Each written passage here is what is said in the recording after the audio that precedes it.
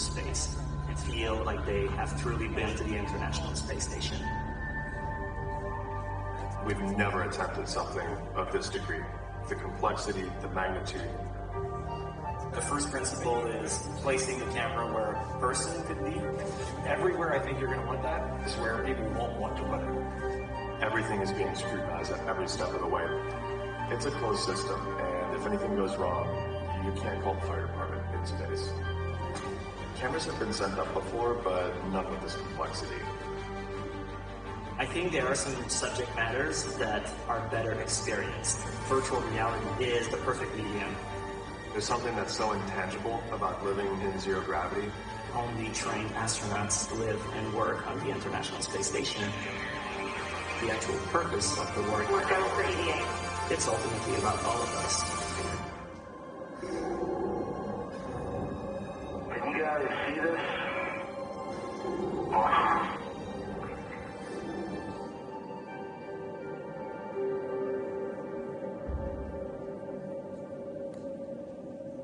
Please welcome to the Shape Stage one of the co-founders and creative directors of Felix and Paul Studios, Felix Lajeunesse.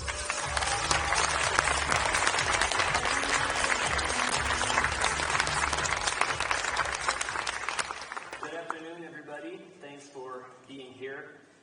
I am a firm believer that we are heading into a new world of immersive entertainment, where audiences are no longer going to just watch story, but rather live them and experience them as if they literally were a part of it.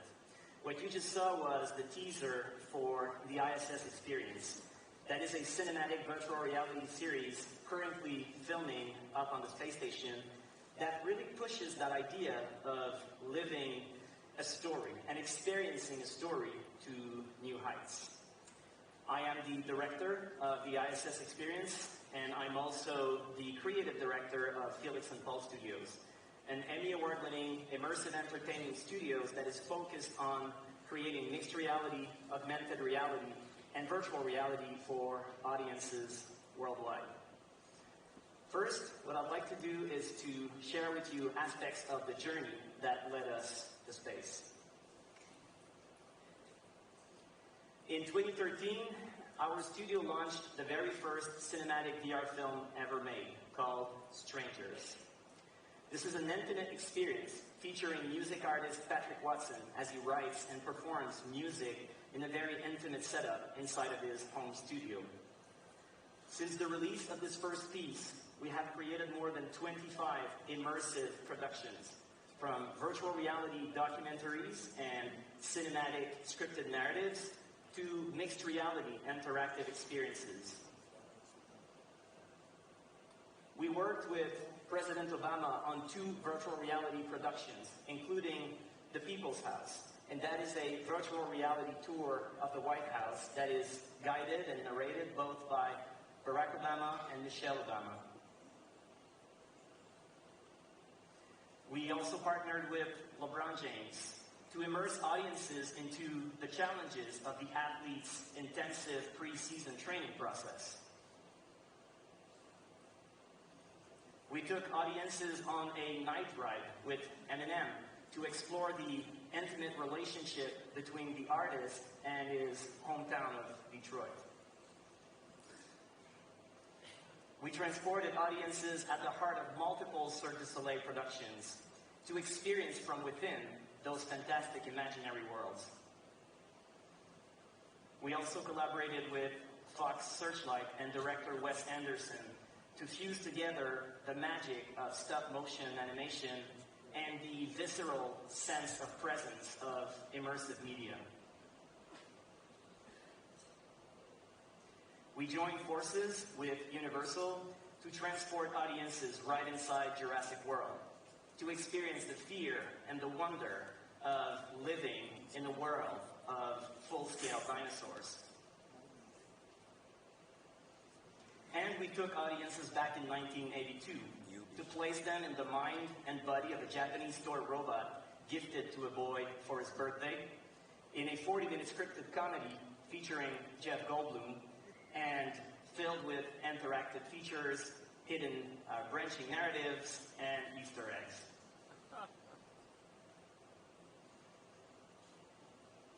So our vision at the studio has always been to leverage the immersive and experiential power of new media, including virtual reality, augmented reality, and mixed reality, to transport audiences to the heart of great stories and to connect them in a more emotional and in a more visceral way to the characters and to the places inside of those stories. We define the work that we do at Felix and Paul Studios as a fusion between telling a story and crafting for audiences a genuine sense of presence inside of the stories that we tell. And we always strive to use the experiential and transportive power of the medium to bring audiences to places that are hard to get to, and to explore topics that really only come to life through full immersion.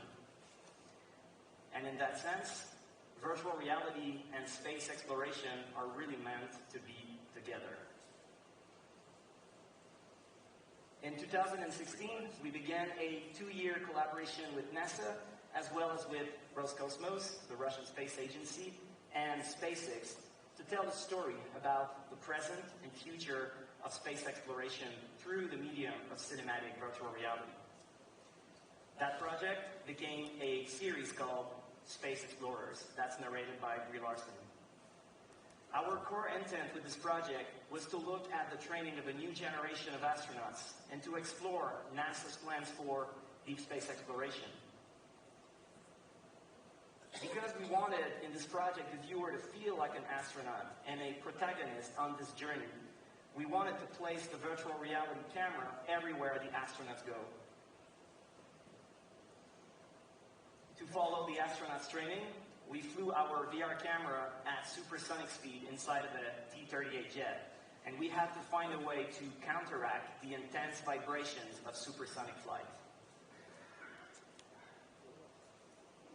We then had to find a way to submerge our VR cameras in the pool of the Neutral Buoyancy Lab at the Johnson Space Center in Houston, where a full-scale replica of the International Space Station has been assembled underwater for astronauts to train for spacewalks. We also had to deal with multiple sandstorms in the New Mexico desert, where we went filming with the NASA Mars rover to give audiences the visceral experience of actually being on planet Mars. And of course, we eventually pushed it too far by trying to film a rocket launch from way too close. Which, as you can see, led to the melting of one of our precious camera systems. But fortunately enough, we managed to save the data, and although we lost the camera, we saved the footage and we got the shot. That's all that counts. I appreciate your empathy. So, following the release and the great reception of Space Explorers Episode 1 and Episode 2, we wanted to push the boundaries of the medium further and to take audiences even further. So we went back to our partners at NASA and we pitched them on a crazy idea we had dreamt about since the origin of our studio. To take virtual reality cameras to the International Space Station and to create a series on the realities and challenges of life in space. A series in which audiences would feel like actual crew members on the mission to space. That initiative became the ISS Experience. It is the most ambitious endeavor our studio has ever undertaken, by far. The vision for this project is to take millions of minds to space and to inspire audiences around the world and truly make them feel a part of the journey of space exploration. Because that journey is ultimately about all of us. We effectively believe that in the long run, mankind will evolve to become an interplanetary species. And we see the continued work and presence of astronauts on the International Space Station as a first step and as a preparation for mankind's inevitable expansion to the stars. The story of the ISS experiences... Are you okay? Okay. I have empathy for you too, you know, so... So the story of ISS experience immerses audiences in the astronauts' daily life of scientific work, station maintenance and operation, adaptation to life in space, preparation for spacewalks, cargo docking, cargo undocking, and social interactions, and so many more. The story follows the astronauts' journey in space from beginning to end, and the audiences are on this journey with them along the way. We also regularly capture astronaut logs with the crew members for them to be able to reflect on the evolution of their mission in space. The narrative of the ISS experience will culminate with a spacewalk, where we will take audiences outside of the space station to capture a full spacewalk in virtual reality. There is certainly great joy and thrill in making a project like this, but there's also a huge amount of challenges. The pre-production process for the ISS experience started with the development of a VR camera system that is optimized for 3D, 360-degree visuals in very tight environments. The space station is small, and so filming in the space station and extracting perfect 3D, 360 images out of that is quite a challenge, and so we had to really figure that out. Working in collaboration with NASA and with a private company called NanoRacks, we then had to envision the whole creative and technological workflow for conducting filming operations from space to Earth. The pre-production process culminated with the flight certification of our VR camera systems in 2018. Later that year, as you can see on this photo, we sent our VR cameras to the International Space Station through SpaceX Cargo. In January of this year, we began filming on the ISS, and that production process will continue until the end of the year. That is a picture of Canadian astronaut David Saint-Jacques, who's working on the virtual reality equipment on the very first day of principal photography. American astronauts Anne McClain, Christina Koch, and Nick Hag are also actively involved in this production process. When you make a production of this scale in space, working with astronauts, one of the core challenges is crew time. Astronauts, when they are on a mission to space, they're probably the busiest people on Earth, as well as outside of the Earth. They deal with hundreds of science investigations in many fields, including astrophysics, human research, and biology. They must make sure every day that the ISS runs smoothly because it's a big machine. They have satellites to launch. They have hardware to install, spacewalks to prepare for, and so many other responsibilities. So it's always an extraordinary privilege to get some crew time allocated to your project, especially when it's a project of that magnitude. A second significant challenge is the notion of making a high production value VR series when you're not on set, because your set is in space, flying around the Earth at 17,500 miles an hour. And in these circumstances, the astronauts, they not only become your protagonists and your characters, but they actually become the whole film crew. They are your co-directors. They are your directors of photography. They are your sound engineers, your camera assistants, your data transfer technicians. They are the crew.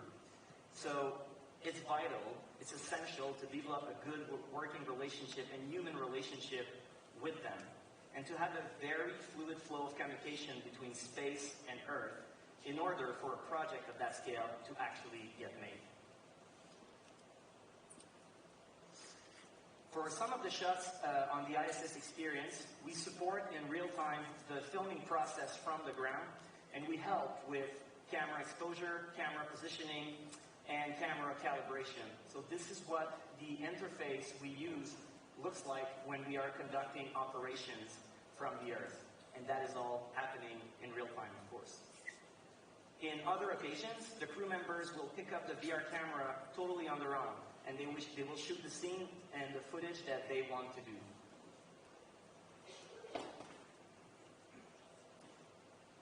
And finally, a third challenge that is really worth mentioning is actually getting the data from space. So every time we have filmed a shot in space and successfully downloaded the huge amount of data we've captured from space to Earth, it always feels like Christmas time at the office and like a huge accomplishment. And I can tell you that when you sit in front of your computer to review your footage for the first time, it really does feel like a miracle, and that feeling never wears off. And now, with the rise of 5G networks, we're looking into live streaming virtual reality content from space. What we are capturing on the International Space Station is content that we believe deserves to be widely seen and widely shared. This is the most immersive media experience of life in space ever produced. And we believe it has the potential to educate, to inspire, to entertain people from all around the world and of all ages. In this new XR and 5G world, the ISS experience will be distributed everywhere, as a virtual reality series on all VR platforms, as a mobile experience with augmented reality features, as a traveling exhibition, and as immersive digital content for schools and museums. And by the way, we are showing a teaser of the ISS experience. It's very short, but it will give you a sense of what it is on the lot somewhere. I was told. And this is not the end of the journey for us. In the coming years, we want to leverage virtual reality and mixed reality through devices like the Magic Leap to take audiences even further to the moon and to Mars and possibly beyond at the forefront of deep space exploration. We are making the ISS experience at a pivotal time for space exploration. More than ever, we now see extraordinary collaboration between NASA, private spaceflight companies, and national space programs all around the world. And there is actually no one better positioned to talk to you about these exciting new developments than NASA astronaut Captain Sunita Williams and NASA International Space Station Program Communications Manager Dylan Mackes.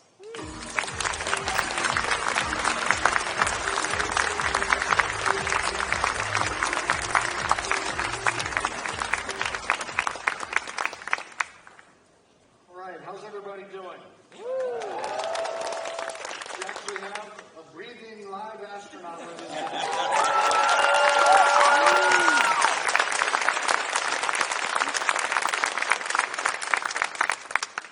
So, quick question.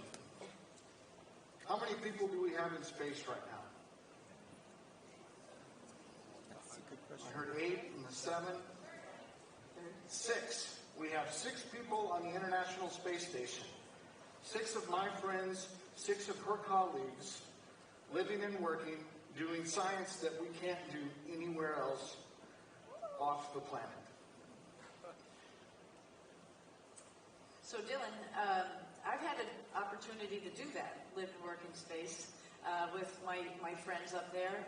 Like you said, 6 of us are generally up there because we launch right now on a Russian Soyuz, but pretty soon we're going to be launching from the United States again in Florida, so not too far. Hopefully you guys will all be able to get in your camper vans and drive over there and watch it because it's going to be pretty exciting, and I, knock on wood, get to do one of those, so it's coming up.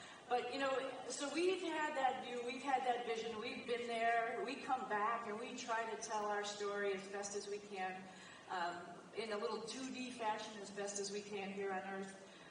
And that's our job, is to go to space, do the work. Our job is not necessarily all the time to go out and talk to people. So, you know, we get involved with people like Felix and Paul through Dylan, and I don't know how that all works. How did that all come about? So, Felix and Paul, well, let me start out by saying, by definition, NASA, we are not storytellers. We're a bunch of engineers and geeks and scientists, right?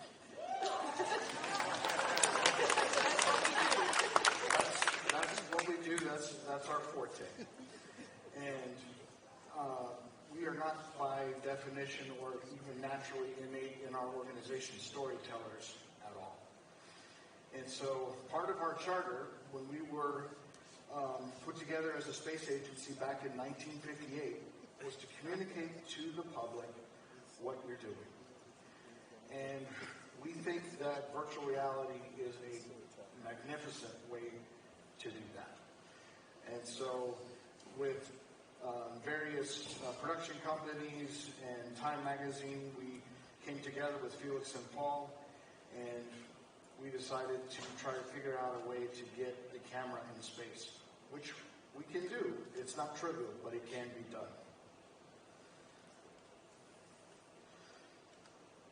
So, Sonny, what is the role that astronauts have in the commercialization of spaceflight? You've got a flight coming up pretty soon. What can you tell us about that? Yeah, so there's a lot going on.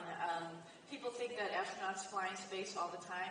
I've actually been an astronaut for 20 years or so, and I've only spent one of those years essentially in space. So we do a lot of other things. We work continually at Johnson Space Center trying to train and get our younger generation of astronauts ready to go, leveraging on the experience that we've had. We work with all our international partners, and then more recently we've been lucky enough to now start working with the commercial partners. Of course, people have heard of SpaceX and Boeing and Orbital, Cygnus, Blue Origin, Virgin Galactic. There's a whole handful of companies out there. So the time is right that we actually merge our technologies with the new and upcoming technologies that have developed over the last 20 years and try to make going to space better, smarter, faster, more efficient, in all the good ways. And one of the things that I think I've always said is I wish everybody in the world had the opportunity to take a lap around the planet. I think our attitude and our appreciation and our tolerance for each other would go up when you see this small little house, Earth, that we all live on. So this is the time. And all of these companies are ready to take the challenge. NASA has bigger dreams of going farther back to the moon and onto Mars. And we've done low Earth orbit. We're ready to hand that over to the commercial sector to have them do it. And they're ready to take that challenge. So before long, in the next year, we're going to see humans going to space on these commercial spacecraft, the Boeing Starliner and the SpaceX Dragon from Florida. And there's more to come. So it's not just me hanging on, it's all of you guys too. So it's coming around the corner. It's going to be fun. So what is NASA's story, Dylan, that you are trying to tell? Because the things that I'm talking about are a little bit in the future. So how do we tell the story and focus on our goals and spread that to everybody? That's not just me talking, but how do we do that? So we have 6 people in space right now, like we talked about at the beginning. But we have been in space in operations for over 20 years. And coming up next year, we will have had a permanent human presence for 20 years in space. That means not a gap. There has been actually 20 years of human presence. So someone who's 20 years old next year, on November 2nd, one day before the election, will not know a time where there hasn't been people living and working off planet. I think that's a big accomplishment. Very proud of that.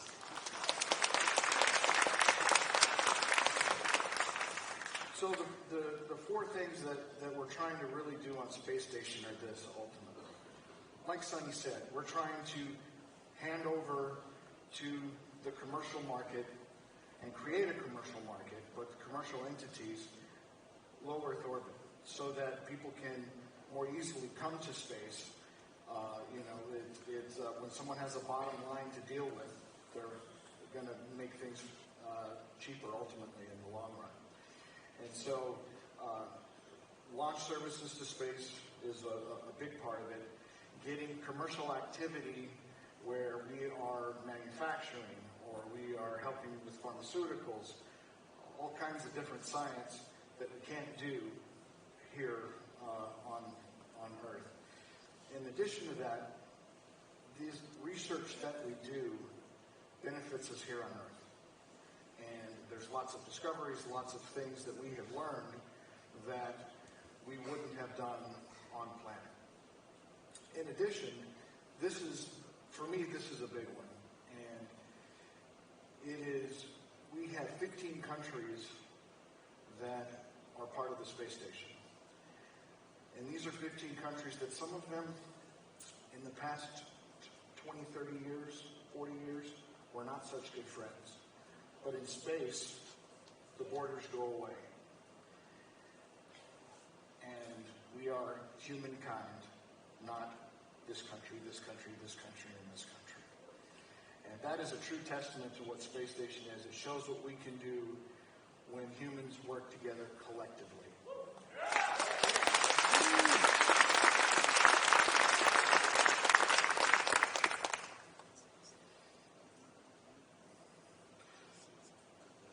So, Sonny, what is it that motivates you as an astronaut at this stage in your career? You've had over a year in space, and you've had shuttle flights, you've been on the Soyuz, the Russian rocket. What is it that drives you now? Yeah, I'm pretty lucky. I sort of fell into this luck, which is one of the things that I try to emphasize and talk to kids out there who think like, oh, I'll never be an astronaut. I sort of fell into this position just being potentially in the right place at in the right time, but also working hard and asking questions and getting out there and not really being scared about failing. Well, of course, everybody's scared about failing, but actually had to fail anyway to find that new doors opened up and opportunities opened up. My lifelong dream was not to be an astronaut. It was actually to be a veterinarian, and I sort of failed at that. But I excelled at some other things, and I found engineering, whatever that is, to be really fun and exciting. And that's continued on my whole career at NASA, and I think different challenges actually are what drives me and has driven me. On my first flight, like Dylan, you mentioned, I got to go up to the International Space Station on one U.S. space shuttle, stay up there for 6 months, and then come down on another shuttle, working with international crews that whole time, and learning about different people in different countries and where they've come from. So I think that it's that drive for knowledge. And my second flight, I put my hand up right away, said, okay, now the shuttle's not flying out. I want to fly on a Russian Soyuz. That's going to allow me to spend a lot more time with even more international partners, and learn about how other people do engineering. We all have come to low Earth orbit, but we've come from different ideas and different technologies, and how did we do that? So that to me was really exciting. And I was about to hang up my little flying shoes. I've had the opportunity to do spacewalks, to be the commander of the space station. I said, oh my gosh, my career's been awesome. The young astronauts are going to kill me. I better get out of here because they're going to want to take my place. But then this opportunity came up with commercial space. And the four of us were initially assigned, all had 2 space flights just to get that experience, to have that experience and take that out to the companies. Because the companies I mentioned earlier, they don't necessarily have astronauts working there.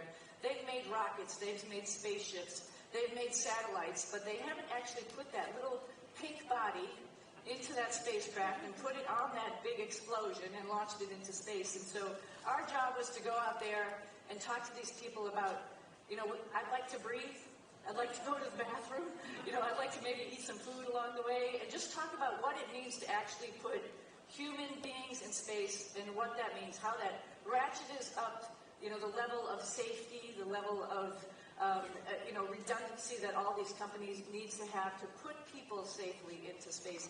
So I think it's the challenge, the challenge of something new, something exciting that has really helped me stay engaged and love my career. And I'm a little bit bummed because I'm getting a little old, and like I mentioned, the younger guys are going to kill me if I fly anymore. But this is just the start. The door is opening for us to go further and do more and more wonderful things. We are going for sure back to the moon. I mean, I was just at a discussion yesterday about how we're making planetary suits again, and what a great time. It's the 50th anniversary of the first moonwalk, and we are putting together the next suit that's going to have men and women walk. I hope to be involved as well, and that's going to involve all of you, the American taxpayer, the international community, and your kids to be involved in this, and it's going to be pretty exciting next 10, 20, 50 years. I can't wait to see where we'll be in 50 years, where we'll be walking in 50 years. So let's talk about VR just a little bit. NASA was VR when VR wasn't cool. like early 90s kind of thing. But Sonny, tell them how you used or have used VR for training purposes. Yeah, exactly. VR has really evolved. I mean, this VR, I hope you all find that place on the lot where the sneak preview is, because I was looking at it and I'm like, this is, oh my God, I'm here, I'm back again. This is like the most exciting experience to be back up on the International Space Station. But before we've had this visual VR, we have used VR since I've been there for at least the last 20 years, but it's a little bit more animated. But we need to do that because there's no way to imitate or really practice being in space in one simulator on Earth. You can't do it because you're floating around. So we use the Neutral Buoyancy Lab for when we're doing spacewalks because we're floating in the pool. We use a mock-up that's 2D on the ground for when we're practicing, for example, emergency situations like, say, we had a fire on the space station, how we would transfer through the modules, what equipment is on the modules. But then when we're actually going to do something out in space or in a spacecraft that involves picking up something very heavy and transferring it, moving it around, we put on the VR goggles and we had to set up in one small room to help us do that. There's also an interaction with the robotic arm, how we would hand off one of these big pieces of equipment to somebody in a spacesuit, how we would recover ourselves if we were doing a spacewalk and we lost contact and flew away and then we had to turn on our little jetpack and fly back. That was all done with virtual reality, sitting in a chair with graphics, not really visualization. So maybe about 5-10 minutes and you're like, okay, I need to take a break, let me get this off. I'm sweating profusely, not just because I'm nervous, but because your eye and your inner ear and your brain, that interaction, that was a little bit tough in the early days. And now with this visual virtual reality, you can jump right in and you are present, you are in it, and it's just spectacular. When I was watching it, I'm thinking, it brought me back home, but it also reminded me like, wow, this is how we could train people for the next generation of space flyers to the International Space Station. This is how we could bring people, I could bring this message that I'm trying to just talk to you and show you 2D, how we could really bring you right there. So this is huge for our business. I'm hoping it's huge for everybody because it's all about everybody. Sonny said something important there that I don't know if everybody keyed in on, but she said, I was home. Space is home for all of us. We're on a big floating spaceship, if you look at it that way. But now that we're going off planet, home has a whole other different meaning now. When we looked at some of the footage Felix and Paul had put together, we had showed some of the management and folks inside NASA. And it's interesting to see the reactions that you get. You know, Sonny said, I was home. Another astronaut looks around the whole module and he's looking around and he goes, there it is. I've been looking for this connector for such and such and such. And I finally found it. You know? And so he goes back to in his mind, the mission that he was on where he couldn't find a particular connector for a particular cable. And then management has this awe and wonder of, gee, this is what it's really like. And so, make no mistake, virtual reality is definitely a way for us to communicate to you the wonders of space. Huge plans at NASA and with all of our international partners to take us out of low Earth orbit and beyond. So there's a lot going on. We're psyched that you guys are interested, everybody here is interested and wants to be on this journey with us. All right. I'd like to invite Felix to come back on the stage if he's still around. Yes. Woohoo!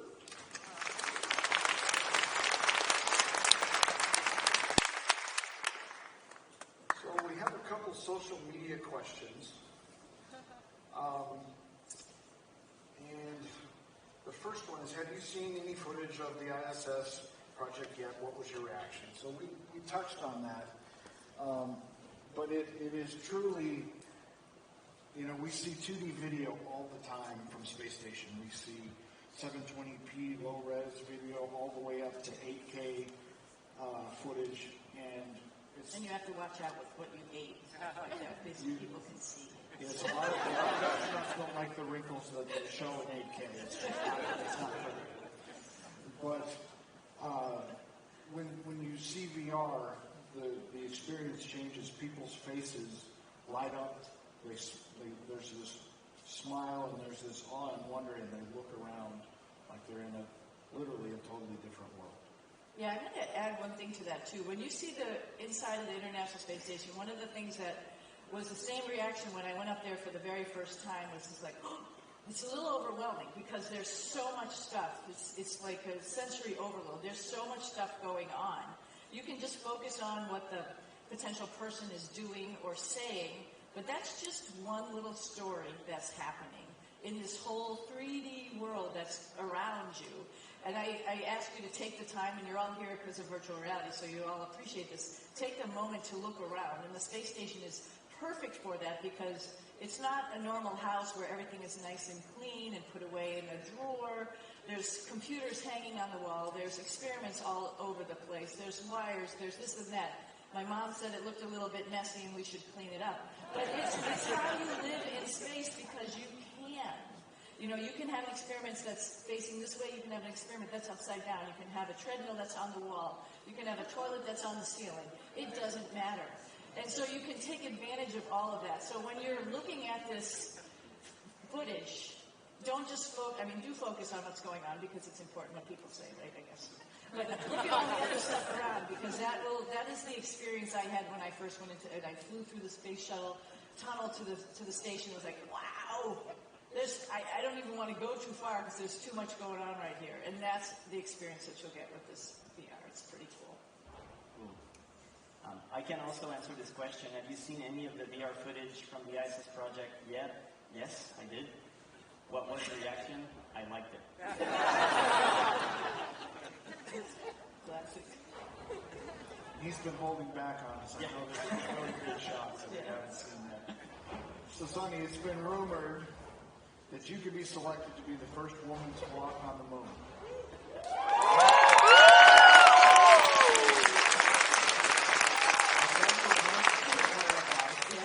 What do you think is the importance of NASA's return to the moon? So, rumor, because like I've already mentioned, right, I will be like put out in pasture before too long, and people will gladly kick me out there and close the door. So there's a lot of wonderful astronauts that you will see on the VR. Anne and Christina, for example. Jessica's just getting ready to launch. You know, Nick's up there. David is up there. This amazing group of young astronauts. I will have to say, I feel a little credit. I got to be on the selection board for a couple of them. Awesome. And they're going to, in the new class of 2017, they're going to do wonderful things. So the door is open for them, and then it's their journey to take that next step. Hopefully we laid the foundation, and they're going to continue on. And why is it important to go back to the moon? The moon is there's so much stuff now we know about the moon that we didn't know about 50 years ago. We know that there's water there. We know that we could take advantage of all these new technologies to make potential solar panels out of regolith. There's so many things that we can do. And why do we need to go and land there? Well, it's close to home. It's not too far. The International Space Station is real close, and we can actually make a phone call almost in real time. The moon is a couple seconds of communications delay. But we can practice for where we're going to go next. We can practice to figure out how we deal with radiation. We could practice with how we deal with creating a space station someplace else that has some gravity in it. It's a lot different, but the ISS, the International Space Station, is our proving ground for all those technologies, and that's our next step. Everything is done, experimented, or discovered in a step-by-step process. And if we really want our people on this planet to understand what is going on with our planet, we have to sort of go away and look at it from a different perspective. And I think one of the really greatest things about taking that next challenge, it keeps our minds active and creative and understanding and asking the next question. I don't think it's a great idea if we just sit here and be done and say, oh, we're done, we've answered all the questions we need to answer. We have new things to learn and understand. Dylan talked about this thing that we call spin-offs, when we go into space and try to create technologies There's a lot of things that come back to Earth. One of those things are water reclamation systems that we've developed for the International Space Station to turn our sweat and our urine into drinking water. And those technologies have been brought back to Earth in places where they've had disasters and they don't have clean drinking water. That's just an example. Telemedicine. There's a ton of things like that that we discover when we're on that road to exploration, when we ask the next question that can help us back here on Earth. You want to ask the last question? Well, the last question is, how did your experience going into space change over the course of your career? All these questions for me.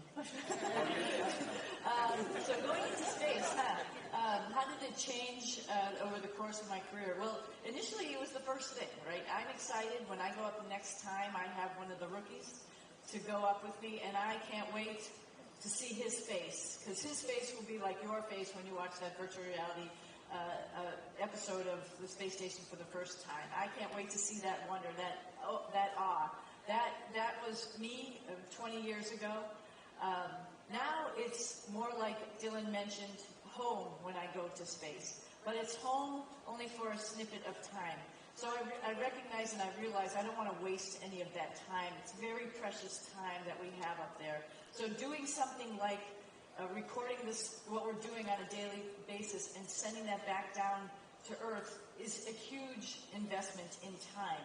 It's what we do all the time when we go out and talk to schools, but exponentially greater. This will transpire that message, and I think that message is huge. It needs to be relayed to everybody here and then beyond. We have so much more to discover. We have so much more to learn, and if we work together, it's unlimited what we can learn. Awesome.